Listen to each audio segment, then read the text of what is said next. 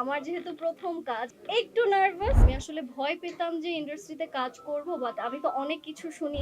প্রত্যেকটা ক্যারেক্টার নিজেদের জায়গা থেকে অনেকটুকুই সময় পেয়েছে বা নিজেরা কিরকম অ্যাক্টিং করে সেগুলো দেখাতে পেরেছে। ফুটে উঠেছে, জ্বলে উঠেছে প্রতিটা চরিত্র আসলে। এক্স্যাক্টলি, অ্যান্ড আমরা জাস্ট দুইজন না, এখানে আমাদের পুরো টিম অ্যান্ড তারাও তাদের অ্যাক্টিংটা দেখাতে পেরেছে। তো আমার কাছে মনে হচ্ছে যে সবাই ইকুয়াল স্ক্রিন টাইমিং পেয়েছে, অ্যান্ড সবাই কোনো না কোনো ক্যারেক্টারের সাথে নিজেদেরকে খুঁজে পাবে। যে আচ্ছা এক্স্যাক্টলি। ওইটা হয়তো আমি, বাচ্চা ওইটা হয়তো আমি, বাচ্চা নীলার এই এই যে জায়গাটা আমার সাথে মিলে, বাচ্চা ঠিক আছে তৌসিফ ভাই এটা কেন করছে আমি বুঝতে পারছি। আসলে আমার জন্য দেখার থেকে আমি একটু বেশি নার্ভাস, যেহেতু সবার অনেক বেশি এক্সপেকটেশনস। আর এতবার সবাই বলেছে যে নীলার জন্য দেখবে, নীলা ইজ ইনাফ।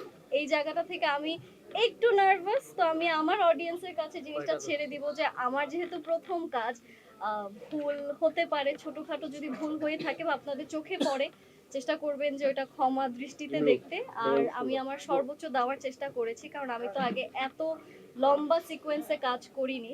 তো সবকিছু মিলে আমার মনে হয়েছে যে না, আমি আসলে ভয় পেতাম যে ইন্ডাস্ট্রিতে কাজ করব, বাট আমি তো অনেক কিছু শুনি।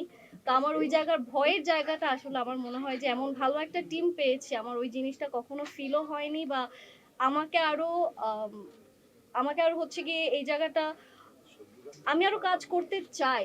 এই এক্সপিরিয়েন্সটার পর আমার মনে হয়েছে যে না, আসলে কাজ সুন্দরভাবে করার মতো মানুষও আছে ইন্ডাস্ট্রিতে, বা যারা সুন্দর মতো চিন্তা করে। তো আমার কাছে মনে হয়েছে যে না, I got the best team to work with. তো এখানে আসলে আমার না বলার কোনো অপশন ছিল না। কোন জিনিসটা বেশি টেনেছে সেটা হচ্ছে গিয়ে এইটার যে ক্যারেক্টারটা খুবই কঠিন ছিল। তো আমার জন্য একটু চ্যালেঞ্জিংও ছিল যে ওই নীলা হয়ে স্ক্রিনে, আর তার সাথে নামটা হচ্ছে কি নীলা ছিল। তো আমি বলছিলাম যে নামটা কি চেঞ্জ করে অন্য কোনো নাম দেওয়া যায় কিনা, বা নীলার জায়গায় অন্য নাম দেওয়া যায় কিনা। কারণ নীলা যখন বারবার আমি শুনি, আমি আমি যেই নীলা সেই নীলা হয়ে যাচ্ছিলাম। অলসো আমি যখন পুরো প্রজেক্টটা শেষ করেছি, আমি বের হতে পারছিলাম না ক্যারেক্টারটা থেকে।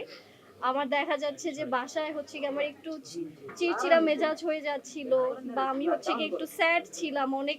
এত লম্বা সময় একসাথে সবার সাথে শুটিং করে আসার পরে আসলে ডিফারেন্ট, আবার বাসায় আসার পর সব নিরিবিলি পরিবেশ। তো তখন মনে হচ্ছিল কি আমি আরো বেশি ক্যারেক্টারটাকে ফিল করতে পারছিলাম। ওই ক্যারেক্টার থেকে বের হতেই আমার মনে হয় আরো 3-4 দিন সময় লেগেছে। এটা তো ভাইয়া অলরেডি বলেছে।